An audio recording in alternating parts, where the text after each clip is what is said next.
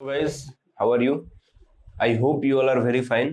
सो guys, आज हम लोग देख रहे हैं जैसा कि लिखा हुआ है, आज हम लोग बात करने वाले हैं वैलेंस इलेक्ट्रॉन्स के ऊपर, है ना। और स्पेशली हम लोग का जो टॉपिक है वो है वैलेंसी। ठीक है कि वैलेंसी क्या होती है, ऑक्सीडेशन स्टेट क्या होता है। ऑक्सीडेशन स्टेट के बारे में पर्टिकुलरली हम इस टॉपिक में या हम कह सकते हैं इस लेक्चर में बात नहीं कर पाएंगे क्योंकि थोड़ा सा लंबा हो जाएगा। ठीक है, तो हम कोशिश करेंगे कि उसको कवर करते हैं, बट स्टिल अगर हो पाए तो ठीक है। लेकिन आज के लेक्चर में जो पर्टिकुलरली हम तीन चीजें देखेंगे। पहला, वैलेंस इलेक्ट्रॉन क्या होता है and how the valence electron decide the valency of an atom. ठीक है, और we can say the decide the valency of an element. ठीक है, और दूसरी चीज हम लोग देखेंगे कि नोबल गैस कौन होते हैं और उनका इलेक्ट्रॉनिक कॉन्फ़िगरेशन कैसा होता है। ठीक है, एंड देन उसके बाद we are going to talk about the why the normal elements जो कि नोबल गैस नहीं है वो एक दूसरे से रिएक्शन क्यों करते हैं, है ना। वो एक दूसरे से रिएक्ट क्यों करते हैं और उसके बाद वो क्या करते हैं। ठीक है, ये सारी बातें आज हम लोग करने वाले हैं। चलिए फटाफट से हम लोग स्टार्ट करते हैं वैलेंस वैलेंसी और वैलेंस इलेक्ट्रॉन्स। ठीक है, तो सबसे पहले हम उदाहरण लेते हैं। We take example of sodium atom, और हम सोडियम एटम बनाते हैं। तो सोडियम का जब भी हम बात करते हैं Na, हमने इलेक्ट्रॉनिक कॉन्फ़िगरेशन पढ़ लिया है। सोडियम का एटॉमिक नंबर कितना है? 11। तो इसके पास नंबर ऑफ इलेक्ट्रॉन कितने होंगे? 11। ठीक है, तो हमको अगर इसका एटम बनाना है, एटॉमिक स्ट्रक्चर, तो हम कैसे बनाएंगे? This is nucleus positively charge. और सबसे पहले अगर हम इसका इलेक्ट्रॉनिक कॉन्फ़िगरेशन लिखें तो क्या लिखेंगे? 2, 8 एंड देन 1, है ना। ये मैंने लिखना बताया भी था आप लोगों को, आप जा करके देख सकते हैं। देन उसके बाद हम क्या लिखेंगे? ये दूसरा सेल बनाएंगे और फिर उसके बाद यहाँ क्या बनाएंगे? This is our third shell. अब हम इसके ऊपर अपने इलेक्ट्रॉन्स लगा देते हैं। दिस इज आवर, ये पहले में कितना इलेक्ट्रॉन? 2 इलेक्ट्रॉन। दूसरे में 1, 2, 3, 4, 5, 6, ये 7 और 1, 8। और लास्ट में कितने हैं? यहाँ पे केवल और केवल 1 इलेक्ट्रॉन, है ना। ये सारे इलेक्ट्रॉन्स क्या होते हैं? नेगेटिवली चार्ज होते हैं। पता है? अगर आपको नहीं पता तो आप जाकर के पहला वाला वीडियो देख सकते हैं जब यहाँ पे हमने इस चैप्टर को स्टार्ट किया था। तो this is the atom of sodium. ठीक है, सोडियम का एक एटम है और यहाँ पे हम लोग बात कर रहे हैं थोड़ा सा वैलेंस इलेक्ट्रॉन के बारे में। तो सबसे पहले जरा समझिए कि यहाँ पे 1, 2, 3 सेल हमको दिख रहे हैं। This is the outermost shell. This is what? It is outermost shell. ठीक है, ये हमारे पास आउटर मोस्ट सेल है। इस आउटर मोस्ट सेल के ऊपर जो इलेक्ट्रॉन है, इस इलेक्ट्रॉन को हम बोलेंगे valence electron.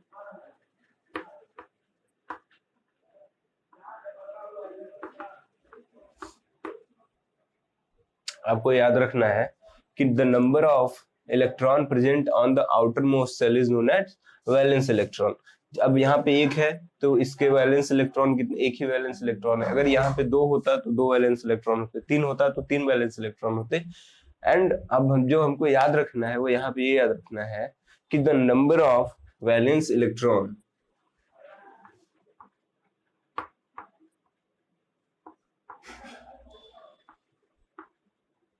number of electron decide the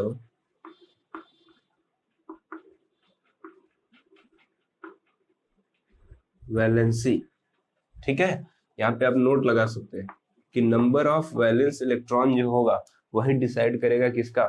किस चीज को? वैलेंसी को। तो वैलेंसी कौन डिसाइड कर रहा है? Number of valence electron decide the valency of an atom. तो इसकी वैलेंसी जरा समझिए, बड़ा इजी सा होता है। अगर मैं अभी फॉर्मूला लिख दूं तो आप एकदम एक्यूरेट हो जाओगे कि कैसे निकालते हैं, बट स्टिल हम थोड़ा सा इसके ऊपर समझ बनाने की कोशिश करते हैं। जरा समझिए, है ना। देखिए, वैलेंस इलेक्ट्रॉन हम इनको क्यों कह रहे हैं? असल में जब भी हम बात करेंगे ना रिएक्टिविटी की, तो इस कंडीशन में हम जरा समझेंगे कि दिस वैलेंस इलेक्ट्रॉन्स ये क्या करते हैं? यही लेते हैं take part in chemical reaction, ठीक है। केमिकल रिएक्शन में पार्टिसिपेट कौन करेंगे हमेशा? वैलेंस इलेक्ट्रॉन, ठीक है। तो वैलेंस इलेक्ट्रॉन ही है जो कि क्या कर रहे हैं, किसी भी केमिकल रिएक्शन में पार्टिसिपेट कर रहे हैं। तो दैट्स वाई जो वैलेंसी होगी वो हमेशा किस पे डिपेंड करेगी? Valence, number of valence electron. और वैलेंस इलेक्ट्रॉन कहाँ है? आउटर मोस्ट सेल में। अब जरा समझो कि केवल यही इलेक्ट्रॉन, ये आउटर मोस्ट सेल के इलेक्ट्रॉन ही ऐसा क्यों है कि ये किसी रिएक्शन में पार्टिसिपेट कर रहे हैं, है ना? कोई बाहर वाला कोई इसके अंदर वाला सेल क्यों नहीं कर रहा? इसका कारण ये है कि जरा हम लोगों ने पढ़ा था कि अगर हम जैसे जैसे नीचे से अंदर से बाहर की तरफ जा रहे हैं, एनर्जी लेवल क्या हो रहा है? बढ़ रहा है। 1 2 3, तो बाहर वाले की एनर्जी, बाहर वाले सेल की एनर्जी क्या है? सबसे हाईएस्ट है। तो यहाँ पे जो इलेक्ट्रॉन होगा इसकी एनर्जी क्या होगी? इसकी एनर्जी क्या होगी? सबसे ज्यादा मैक्सिमम एनर्जी होगी, ठीक है। यहाँ पे क्या होगी? मैक्सिमम एनर्जी होगी, ठीक है। It have maximum energy. So जब इसके पास सबसे ज्यादा एनर्जी है तो ये क्या कर सकता है? It can escape the surface of the atom, ठीक है। तो जब ये लॉस कर सकता है, यानी कि ये अब इस सरफेस को छोड़ सकता है, ठीक है। तो इस कारण से क्या है, ये इस रिएक्शन में पार्टिसिपेट करेगा। इसको हम ऐसे समझते हैं कि सर क्यों ये इलेक्ट्रॉन, अगर इसके पास मैक्सिमम एनर्जी है तो ये क्यों इलेक्ट्रॉन जो है ये सरफेस को छोड़ेगा, ठीक है। इसमें इसलिए ऐसा होता है बिकॉज इसको देखो, न्यूक्लियस क्या करेगा? Nucleus is positively charge and electrons are negatively charge, ठीक है। तो यहाँ पे एक इलेक्ट्रोस्टैटिक फोर्स लग रहा है, ठीक है। पॉजिटिव और नेगेटिव के बीच में क्या होगा? अट्रैक्शन होगा। There is the attraction between the opposite charge, पढ़ा है ना? Same charge are repel to each other and what? Same charge, अगर यहाँ पे दो इलेक्ट्रॉन्स हैं, ठीक है, तो ये एक दूसरे को क्या करेंगे? एक दूसरे को रिपेल करेंगे, ठीक है। अगर यहाँ पे क्या हो जाए, एक इलेक्ट्रॉन और एक पॉजिटिव चार्ज प्रोटॉन, तो ये दोनों एक दूसरे को क्या करेंगे? अपनी अपनी तरफ आकर्षित करेंगे। तो यहाँ पे क्या हो रहा है? Same charge are repel to each other and opposite charge are attract to each other, ठीक है। तो सेम चार्ज हमेशा एक दूसरे को क्या करेंगे? रिपेल करेंगे, और अपोजिट चार्ज एक दूसरे को क्या करेंगे? हमेशा अपनी तरफ आकर्षित करेंगे, ठीक है। तो अट्रैक्ट करेंगे, ये हमेशा होगा। This occurs in the nature, ठीक है। तो इस कारण से यहाँ पे क्या हो रहा है? यहाँ पे एक इलेक्ट्रोस्टैटिक फोर्स लग रहा है, और चूंकि इस सेल का एनर्जी लो है तो इसको इलेक्ट्रॉन्स को न्यूक्लियस अपनी तरफ सबसे इजीली खींच पा रहा है। अगर यहाँ के इलेक्ट्रॉन्स को देखें तो इनको यहाँ इस इलेक्ट्रॉन, दूसरे सेल के इलेक्ट्रॉन को न्यूक्लियस थोड़ा सा और कम इफिशियंसी के साथ खींचेगा। लेकिन अगर इसकी बात करें तो इसको खींचने के लिए ये न्यूक्लियस से सबसे दूर है, तो इसको खींचना न्यूक्लियस के लिए क्या है? सबसे ज्यादा मुश्किल है। तो जब इसको न्यूक्लियस खींच नहीं पाएगा, मतलब न्यूक्लियर इफेक्ट जो इस इलेक्ट्रॉन के, बड़े ध्यान समझिएगा जो मैं समझा रहा हूँ, the nuclear effect of this electron is going to be decreases, ठीक है। और उसके अलावा इसकी एनर्जी भी क्या है? मैक्सिमम है। अगर हमने इसको थोड़ा सा भी एनर्जी दे दिया तो ये तुरंत इस सेल को छोड़ के क्या करेगा? भाग जाएगा, ठीक है। क्लियर है? अभी जैसे इसका एक एग्जांपल लेते हैं, ऐसा क्यों हो रहा है जरा समझिए। कोई छोटा सा बच्चा है ना, उसको किसी ने क्या करा? 100 रुपए दे दिए। कोई छोटा सा बच्चा है, बहुत छोटा सा बच्चा है, उसको किसी ने 100 रुपया दे दिया, है ना। अब उसको खाना क्या है? उसको खाना तो वही है, वो चॉकलेट खाएगा, डेयरी मिल्क लेगा, है ना। ये सारी चीजें, वही चॉकलेट वगैरह खाने की कोशिश करेगा। तो अगर उस छोटे से बच्चे ने उसको कोई 100 रुपया दिया और बोला बाबू आप इसको लेकर के यूज नहीं करना, आप बैठे रहो, हम आएंगे, है ना, तो बैठा रहेगा। बट स्टिल अगर मान लीजिए उसकी एनर्जी क्या है? हाई है, because of the presence of money, है ना। तो उसकी एनर्जी बहुत हाई है। अभी उसी टाइम पे क्या हुआ, किसी ने कोई गया और उसको बोला कि आपके पास तो पैसा है ना, तो आप तो चॉकलेट खा सकते हो, तो आप जाओ चॉकलेट खा लो। तो वो क्या करेगा?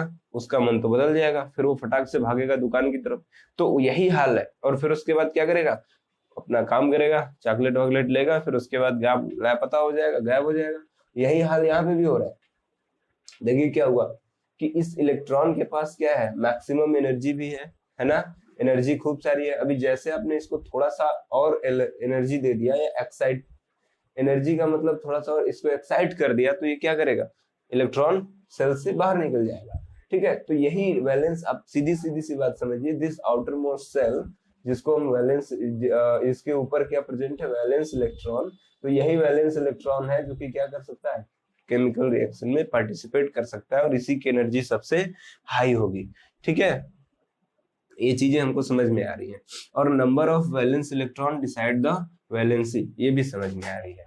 ठीक है, अभी हम जरा समझते हैं कि वैलेंसी को हम कैसे देख पाएंगे, अगर हम डिटरमाइन कैसे कर पाएंगे। जैसे मान लीजिए इस एक पर्टिकुलर इलेक्ट्रॉन, पर्टिकुलर एटम की वैलेंसी क्या होगी। ठीक है, तो अब मेरी एक बात जरा ध्यान से समझिएगा, मैं यहाँ पे नोट भी लगवाता हूँ। ठीक है, पहली चीज, मेटल्स जो होते हैं, जितने भी मेटल्स होते हैं वो बहुत ही इजीली क्या करते हैं, अपने इलेक्ट्रॉन को लॉस कर देते हैं। Metals are loss their electrons very easily.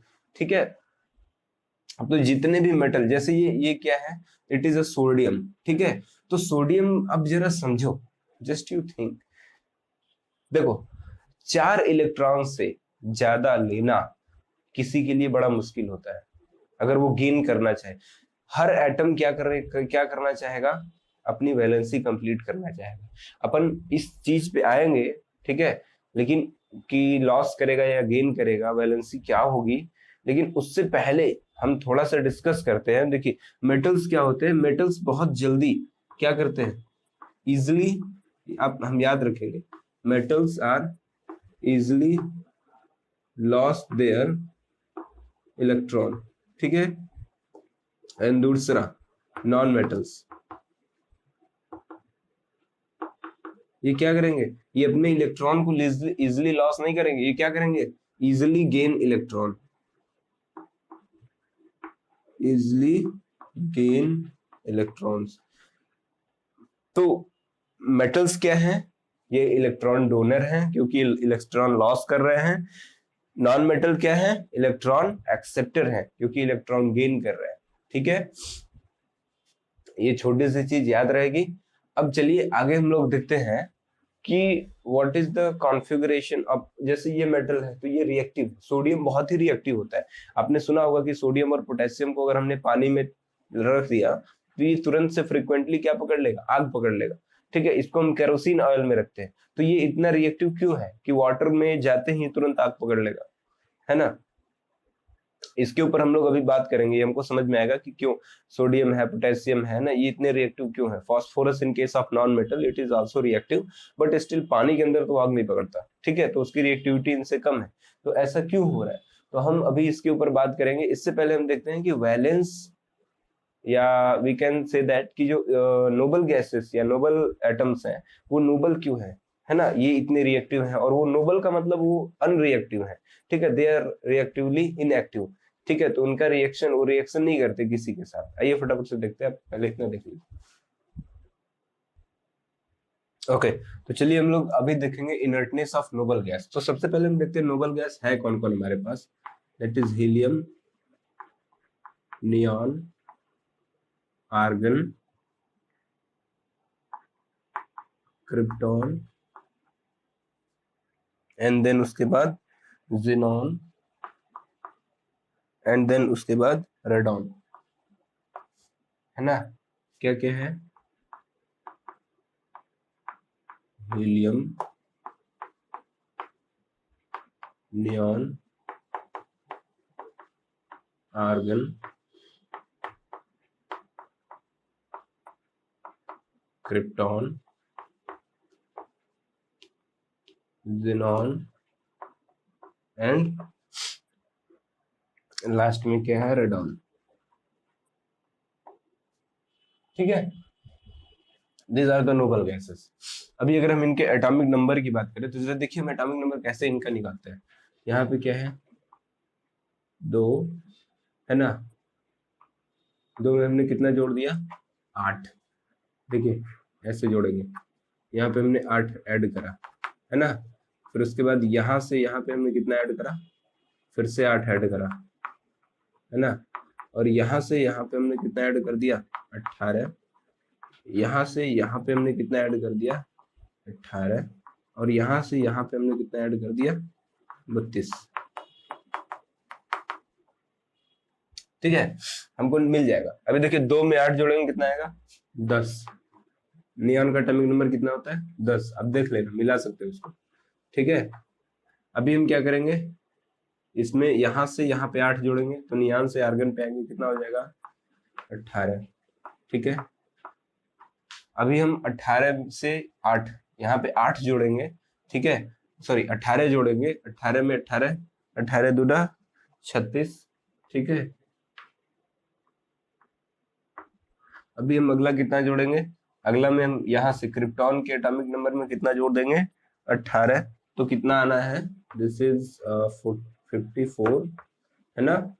And again हमको कितना जोड़ना है यहाँ से यहाँ पे आने पे, है ना, यहाँ पे।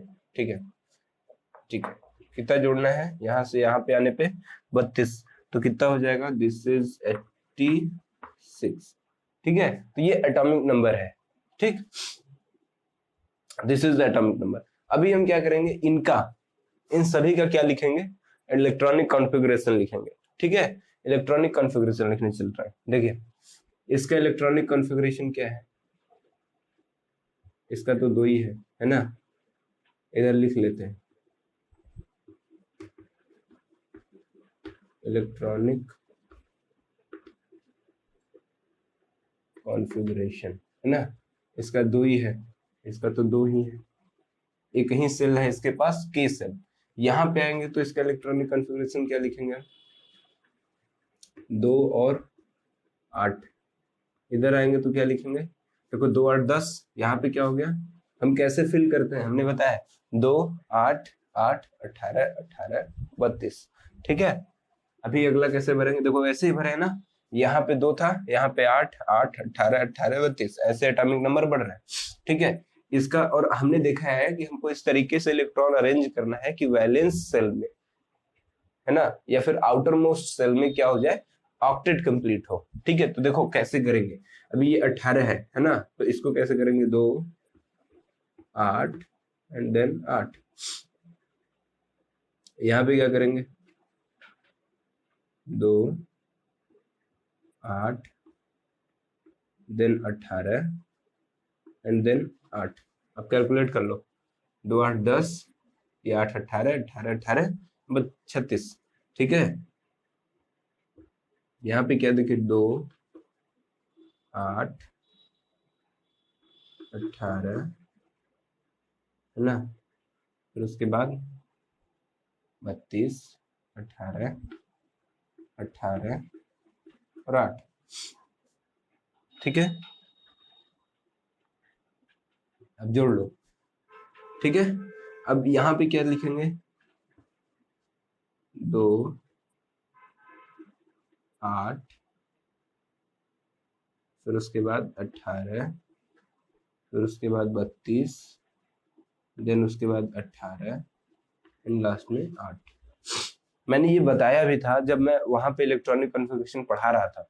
ठीक है, तो उस टाइम पे मैंने ये लिखा था, एक कॉर्नर पे छोटा सा लिखा था कि ऐसा होता है इसको, बट आपको मैजिकल नंबर में याद ऐसे करना है। ठीक है, तो आप जाकर के एक बार पिछले वीडियो को इलेक्ट्रॉनिक कॉन्फ़िगरेशन जहाँ मैंने पढ़ाया है उसको फिर से देखिए, वो बहुत ध्यान से देखिए। ठीक है, अभी देखिए यहाँ पे क्या है, हमको जो दिख रहा है, जो हमने वहां पे एक लॉ पढ़ा था कि ऑक्टेट, जो वैलेंस या outermost shell of an atom is always we can say that fill maximum 8 electron, है ना, और जहां पे k सेल केवल होगा वहां पे 2 होगा। तो जैसे हीलियम की कंडीशन में क्या है, हीलियम इज द एक्सेप्शन, ये अपना ड्यूप्लेट कंप्लीट करता है। ठीक है, इट कंप्लीट देयर, ये अपना क्या कंप्लीट कर रहा है,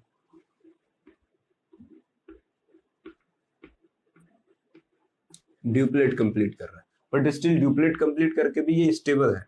और बाकी सारे देखिए अपना ऑक्टेट कंप्लीट कर रहे हैं। अपने वैलेंस सेल में या आउटर मोस्ट सेल में क्या कंटेन किए हुए हैं, 8 इलेक्ट्रॉन, तो इन सब का क्या क्या कंप्लीट है, इन सब का ऑक्टेट कंप्लीट है।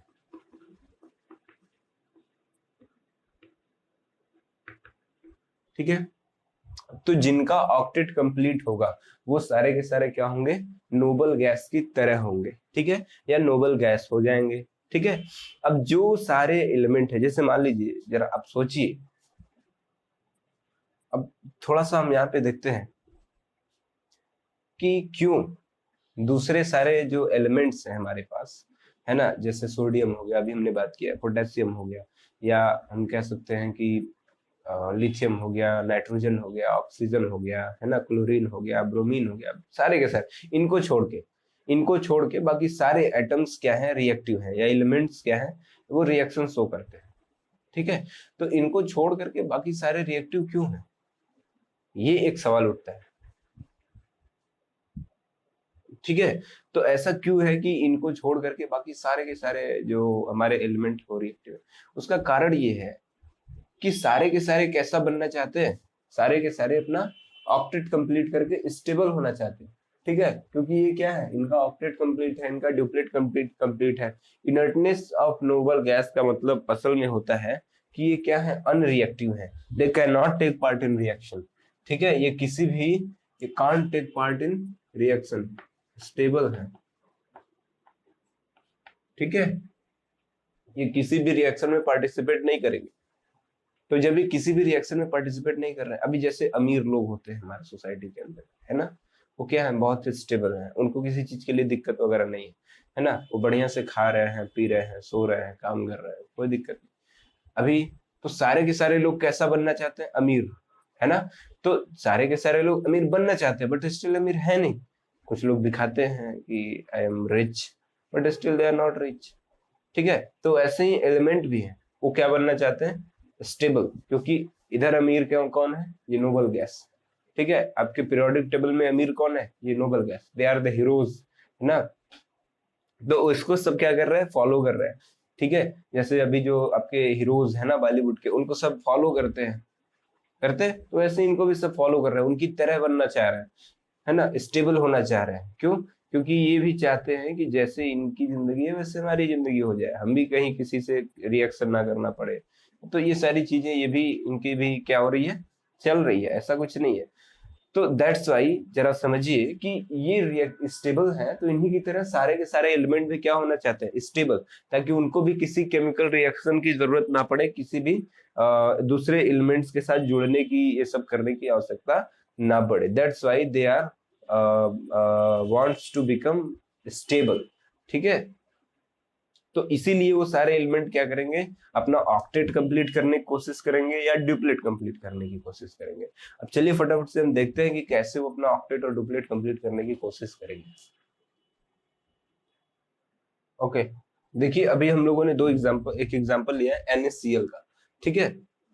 अभी NaCl जो बन रहा है, जिसको हम टेबल सॉल्ट बोलते हैं, या जिसको हम घर पे यूज करते हैं, अपना कॉमन सॉल्ट, है ना, उसका ये क्या है, कॉमन सॉल्ट का केमिकल फॉर्मूला है, ठीक है। देखिए NaCl के अंदर सोडियम और क्लोरीन दोनों क्या है, एक दूसरे से जुड़ गए, और जुड़ करके ये क्या कर रहे हैं, एक स्टेबल कंपाउंड बना रहे हैं। असल में सोडियम भी बहुत रिएक्टिव है और क्लोरीन भी बहुत रिएक्टिव है। सोडियम क्या होता है, इट इज अ मेटल, है ना। क्लोरीन क्या है, ये क्या है, नॉन मेटल।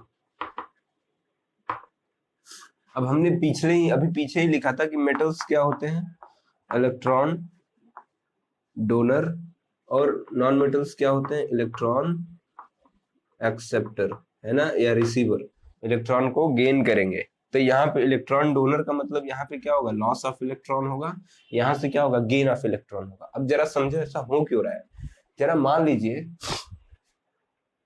अगर ये अपना ऑक्टेट कंप्लीट करना चाहे, है ना, ये इसका नेचर कैसा है, इलेक्ट्रॉन डोनर, यानी इलेक्ट्रॉन लॉस करेगा। बट अगर ये बोले कि नहीं मैं तो इलेक्ट्रॉन गेन करूंगा, या ये इसका नेचर इलेक्ट्रॉन डोनर क्यों है, जरा समझो। अगर इसने बोला कि नहीं मैं इलेक्ट्रॉन तो गेन करूंगा, तो इसको कितना इलेक्ट्रॉन गेन करना पड़ेगा, इसको 7 इलेक्ट्रॉन गेन करना पड़ेगा अपना ऑक्टेट कंप्लीट करने के लिए, क्योंकि एक है तो 7 इसको चाहिए, तब इसका ऑक्टेट कंप्लीट होगा। तो अगर इसको 7 इलेक्ट्रॉन लेना पड़ रहा है, तो मतलब जरा समझो कि कितनी एनर्जी खर्च करनी पड़ेगी। मैक्सिमम गेन ऑफ इलेक्ट्रॉन कितना हो सकता है, 4, और लॉस ऑफ इलेक्ट्रॉन कितना हो सकता है, 4, उससे ज्यादा नहीं हो सकता, ठीक है। लॉस और गेन ऑफ इलेक्ट्रॉन मैक्सिमम 4 होगा अभी तक, जब जहां तक आप 9th में पढ़ रहे हो, ठीक है। या देखिए यहाँ पे जहां तक अभी हम लोग ये बात कर रहे हैं, तो ये जो इलेक्ट्रॉन्स हैं, 7 इलेक्ट्रॉन को ले पाना ये बड़ा मुश्किल काम है ना। इसको बहुत ज्यादा एनर्जी खर्च करनी पड़ेगी, और लेने के बाद ये एटम और स्टेबल अनस्टेबल हो जाएगा। जितना ये अनस्टेबल है उससे भी ज्यादा अनस्टेबल हो जाएगा। क्योंकि जरा समझो, नंबर ऑफ प्रोटॉन यहाँ पे कितना है। अगर हम नंबर ऑफ प्रोटॉन 11, यहाँ पे नंबर ऑफ इलेक्ट्रॉन 11 है न्यूट्रल एटम के अंदर, तो नंबर ऑफ प्रोटॉन भी कितना होगा, 11, ठीक है। और अगर हमने 7 इलेक्ट्रॉन और ले लिया तो नंबर ऑफ इलेक्ट्रॉन कितने हैं, 11 + 7, तब जाकर के 18 होगा। मतलब कि 7 इलेक्ट्रॉन को संभालना, 7 एक्स्ट्रा इलेक्ट्रॉन को संभालना, किसी 11 प्रोटॉन पे 18 इलेक्ट्रॉन हो गए, तो इस चीज को संभालना बड़ा मुश्किल हो जाएगा। तो इसके कारण ये एटम और ज्यादा अनस्टेबल हो जाएगा, है ना। तो इसके लिए इजी क्या है कि ये अपने आउटर मोस्ट सेल के 1 इलेक्ट्रॉन को क्या करे, डोनेट कर दे, है ना, या लॉस कर दे। और इसका जो अंदर वाला, अब जैसे ये इलेक्ट्रॉन खत्म हो गया, ये इलेक्ट्रॉन लॉस हो गया, तो ये वैलेंस सेल के या जो उसका आउटर मोस्ट सेल है खत्म हो गया, तब उसके बाद बचे क्या, ये वाला आउटर मोस्ट हो गया। तो अब ये तो इसका ऑक्टेट कंप्लीट है, ठीक है। तो अब ये स्टेबल हो गया। तो 1 इलेक्ट्रॉन लॉस करके इसके अंदर वाले सेल को ये क्या बना दिया, आउटर मोस्ट, ठीक है, क्योंकि ये तो खत्म हो गया ना, तो ये आउटर मोस्ट हो गया अंदर वाला। और अब ये क्या हो गए, अब ये स्टेबल हो गए, ठीक है। तो ये क्या करेंगे, अपना 1 इलेक्ट्रॉन लॉस कर देंगे। और यहाँ पे देखिए क्या है, अगर जरा सोचिए, ये क्लोरीन एटम है, इसके आउटर मोस्ट में कितने हैं, 1 2 3 4 5 6 और ये 7 इलेक्ट्रॉन इसने कंटेन कर रखा है। एटॉमिक नंबर क्या है, Z = 17, है ना। तो नंबर ऑफ प्रोटॉन कितने होंगे, 17। नंबर ऑफ इलेक्ट्रॉन कितने हैं, 17। इलेक्ट्रॉनिक कॉन्फ़िगरेशन लिखेंगे तो क्या आएगा, इसका इलेक्ट्रॉनिक कॉन्फ़िगरेशन हम लोगों ने देख लिया था, ठीक है। क्या आ रहा था, 2 8 1। इसका इलेक्ट्रॉनिक कॉन्फ़िगरेशन लिखेंगे तो क्या आएगा, 2 8 और ये 7। यानी कि वैलेंस में कितने इलेक्ट्रॉन है, 7। ये हमको इलेक्ट्रॉनिक कॉन्फ़िगरेशन से भी दिख रहा है और ये एटॉमिक मॉडल से भी दिख रहा है। तो जब 7 इलेक्ट्रॉन्स हैं, तो जरा समझो, अगर मेटल की ही तरह इस क्लोरीन ने सोचा कि मैं भी अपने इलेक्ट्रॉन को लॉस करूंगा और अपने अंदर वाले सेल को क्या कर दूंगा, आउटर मोस्ट बना करके खुद को स्टेबल करूंगा, तो इसको कितने इलेक्ट्रॉन लॉस करने पड़ेंगे, टोटल 7 इलेक्ट्रॉन लॉस करने पड़ेंगे। क्या ये पॉसिबल है। और जब इसने 7 इलेक्ट्रॉन लॉस कर दिया, तो इसके पास जो 17 पॉजिटिव चार्ज न्यूक्लियस के अंदर से 70 पॉजिटिव चार्ज है, ये सारे के सारे इलेक्ट्रॉन को अपनी तरफ खींच लेगा, न्यूक्लियस चार्ज बहुत ज्यादा इफेक्टिव हो जाएगा, ठीक है। तो यहाँ पे हो क्या जाएगा कि ये एटम और ज्यादा स्टेबल हो जाएगा। तो इसके लिए बहुत ही इजी क्या है कि ये अपने 7 इलेक्ट्रॉन लॉस करने की जगह इधर से ये सोडियम का 1 इलेक्ट्रॉन या कहीं से भी 1 इलेक्ट्रॉन क्या कर ले, ये 1 इलेक्ट्रॉन गेन कर ले, ठीक है। कोई एक फॉरेन इलेक्ट्रॉन है, बाहर से आया और इसने उसको गेन कर लिया, तो इसका ऑक्टेट कंप्लीट हो गया। ये इसके लिए बहुत इजी है ना। तो इसने क्या करा, इस जो सोडियम का इलेक्ट्रॉन था उसको क्या करा, गेन कर लिया। तो यहां से लॉस ऑफ इलेक्ट्रॉन हुआ, यहाँ पे क्या हो गया, गेन ऑफ इलेक्ट्रॉन, ठीक है। और ये दोनों मिला करके क्या करके बना लिए NaCl, ठीक है। तो हमको दिख रहा है कि जब इसने इलेक्ट्रॉन लॉस किया, तो इसके ऊपर अब इलेक्ट्रॉन लॉस करने के बाद इसके ऊपर देखिए, ये 1 इलेक्ट्रॉन खत्म हो गया, ठीक है। तो ये एटम क्या हो गया, जरा समझो, नंबर ऑफ प्रोटॉन कितना था, इधर देखो, नंबर ऑफ प्रोटॉन कितना था इसके पास, टोटल 11। नंबर ऑफ इलेक्ट्रॉन कितना था, 11। अभी कितना बचा, 10। तो नंबर ऑफ प्रोटॉन 11 है, नंबर ऑफ इलेक्ट्रॉन 10 है, तो एटम क्या हो जाएगा, पॉजिटिव चार्ज हो जाएगा, पॉजिटिव चार्ज शो करेगा, ठीक है। इस एटम के ऊपर पॉजिटिव चार्ज ज्यादा हो गया। अभी जैसे इसके ऊपर हम बात कर रहे हैं, तो इसने क्या करा, 1 इलेक्ट्रॉन ले लिया, टोटल कितना था, प्रोटॉन 17, इलेक्ट्रॉन कितना था 17, 1 ले लिया तो क्या हो गया 18। तो ये क्या हो गया, अब ये क्या हो गया, it is negatively charge, negative charge atom, ठीक है। तो ये हमको याद रखना है कि ये ट्रांसफर क्यों हो रहा है, ठीक है। तो हम इस चीज को जरा देखेंगे। देखिए कि केमिकल रिएक्शन के टाइम पे होता क्या क्या है। पहला या तो क्या होगा, लॉस ऑफ इलेक्ट्रॉन, दूसरा गेन ऑफ इलेक्ट्रॉन। अब ऐसा नहीं है कि यहाँ पे हमने एक इलेक्ट्रॉन की बात करी तो यहाँ पे केवल एक ही इलेक्ट्रॉन लॉस हो सकता है, एक या एक से ज्यादा भी हो सकता है, लेकिन जब भी होगा 4 से कम होगा, ठीक है। तो 4 से कम ही लॉस और 4 से कम ही गेन की कंडीशन हम देखेंगे अभी तक, ठीक है। और तीसरा एक चीज क्या होगा कि यहाँ पे क्या होगा, sharing of electron, sharing of electron भी हमको देखने को मिल सकता है कहीं कहीं पे, ठीक है। Like in case of carbon, ठीक है ना, हाइड्रोजन। जब जब मतलब कि हम ऐसा बात कर सकते हैं कि जब दो नॉन मेटल्स एक दूसरे से जुड़ जाए, है ना, तो क्या करेंगे, they are generally form covalence covalency of sharing of electron, ठीक है। इसका हम स्पेशल केस देखेंगे जब हम लोग कार्बोनेट्स कंपाउंड पढ़ेंगे, ठीक है। तो फटाफट से इतना आप लोग कंप्लीट कर लीजिए और आई होप आपको वीडियो बहुत अच्छा लगा होगा। तो गाइज इतना बहुत है आज के लिए, ठीक है, टाइम भी थोड़ा अभी ज्यादा हो रहा है। तो अगले लेक्चर में हम लोग बात कर लेंगे थोड़ा सा आइसोटोप वगैरह के बारे में, और उसी लेक्चर में हम लोग बात कर लेंगे वैलेंसी एंड ऑक्सीडेशन स्टेट के बारे में। या जरूरत पड़ेगी जैसा होगा हम वैसा कर लेंगे, ठीक है। तो आप हमारे साथ जुड़े रहिए और चैनल को लाइक करिए, सब्सक्राइब कीजिए, बेल आइकन को दबाइए और फटाफट से अपने जो चीजें हैं सारी चीजों को कंप्लीट करते जाइए, ठीक है। ओके, जय हिंद।